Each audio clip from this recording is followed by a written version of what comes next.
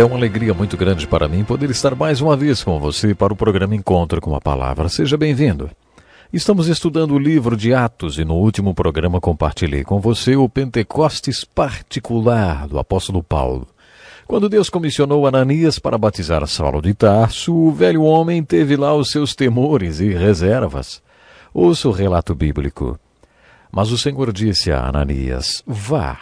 Este homem é meu instrumento escolhido para levar o meu nome perante os gentios e seus reis e perante o povo de Israel. Mostrarei a ele o quanto deve sofrer pelo meu nome. Então Ananias foi, entrou na casa, pôs as mãos sobre Saulo e disse: Irmão Saulo, o Senhor Jesus, que lhe apareceu no caminho por onde você vinha, enviou-me para que você volte a ver e seja cheio do Espírito Santo.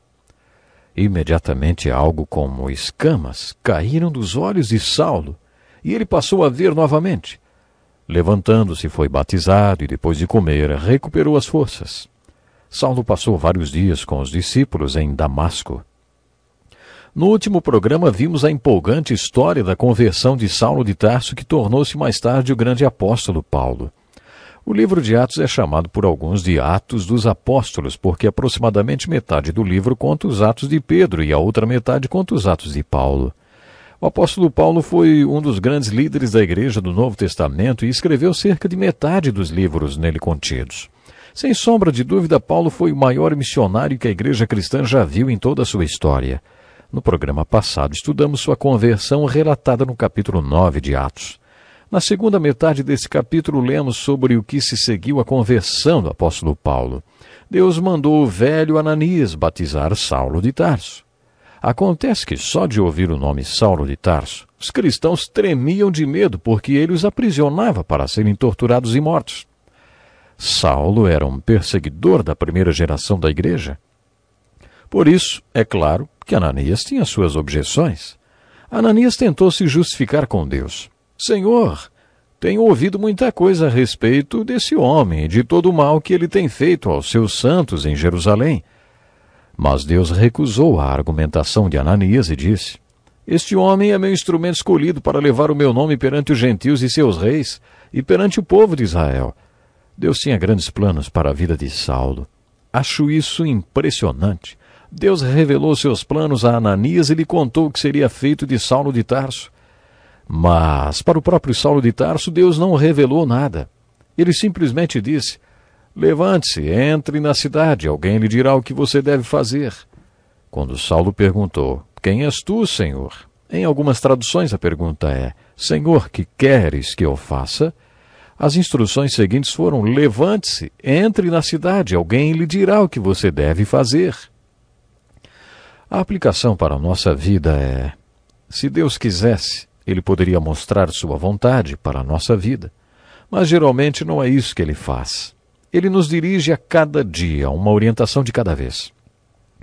Uma vez ouvi alguém dizer que se quisermos ver mais da vontade de Deus para a nossa vida, precisamos andar mais dentro dessa vontade. Aí Deus nos mostrará um pouco mais, além do necessário para que continuemos a caminhada. Deus poderia nos mostrar toda a sua vontade para a nossa vida de uma vez, como Ele fez com Ananias em relação a Saulo, mas Ele dá apenas uma direção de cada vez. A palavra de Ananias para Saulo, quando ele entra na casa, é um dos textos mais bonitos do livro de Atos.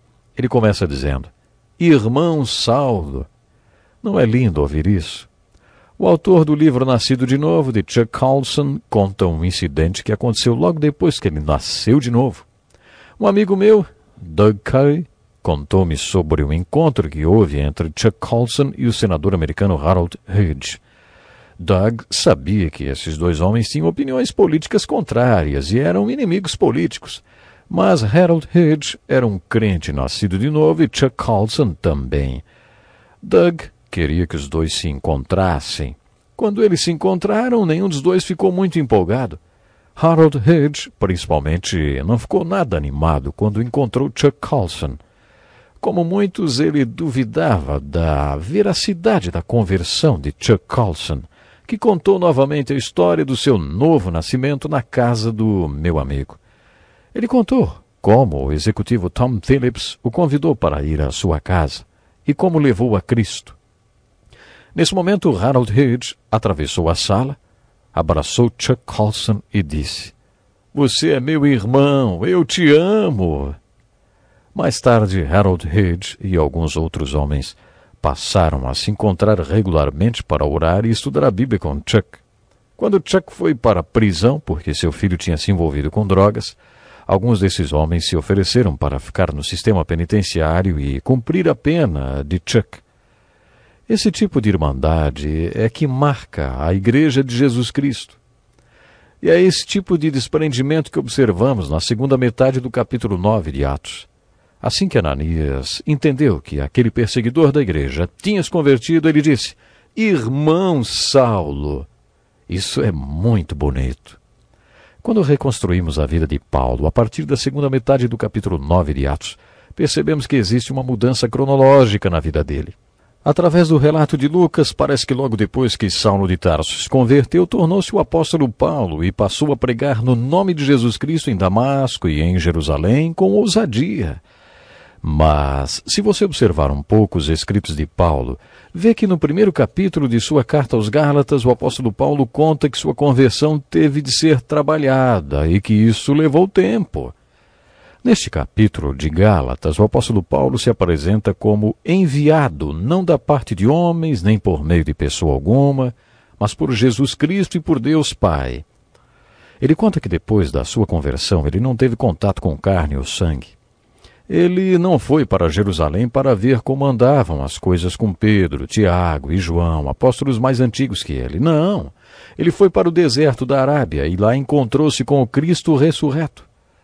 Paulo encontrou-se com o Cristo ressurreto na estrada de Damasco e depois o Cristo ressurreto o chamou no deserto das Arábias. Alguns teólogos dizem que por 3 anos, outros dizem até que por 4 anos e alguns dizem até que por 14 anos. O apóstolo Paulo alegava ter se encontrado com o Cristo ressurreto nos desertos da Arábia. Assim como Jesus discipulou os 12 apóstolos que estavam com ele no seu batismo e ascensão, ele também discipulou Saulo de Tarso nos desertos da Arábia. Essa declaração feita pelo apóstolo Paulo é muito importante. No primeiro capítulo de Gálatas, depois de contar sua história no deserto, ele disse: "Quanto ao que lhes escrevo, afirmo diante de Deus que não minto." Jesus fez várias declarações a respeito dele mesmo. Depois de ouvir tudo que Jesus falou de si mesmo, você pode escolher entre acreditar que Jesus foi mentiroso e fraudulento. Você pode ser menos rigoroso e dizer que ele era um lunático. Ou ainda reconhecer que ele era quem alegava ser, o Senhor dos céus e da terra. Essas são palavras do professor C.S. Lewis. Você pode confessar o fato de que ele era Emmanuel, Deus conosco, e, portanto, prostrar-se e adorá-lo. Saulo de Tarso fez a mesma coisa. Sobre tudo o que o apóstolo Paulo contou no primeiro capítulo de Gálatas, podemos dizer que ele era um mentiroso, um dos maiores milagres no Novo Testamento. É importante decidir o que você acha de Paulo, porque metade do Novo Testamento foi escrito por ele. Nós vamos juntos estudar o Novo Testamento e é importante que você tenha uma própria opinião sobre o apóstolo Paulo. É bom que você mantenha sempre a ordem dos fatos para poder se localizar dentro da história de Paulo. Na segunda metade do capítulo 9 de Atos, lemos sobre a experiência de Paulo no deserto árabe. Esse homem teve muitas experiências. Sua conversão mudou sua vida totalmente e sua experiência no deserto também o afetou profundamente, principalmente o seu ministério de ensino e como escritor.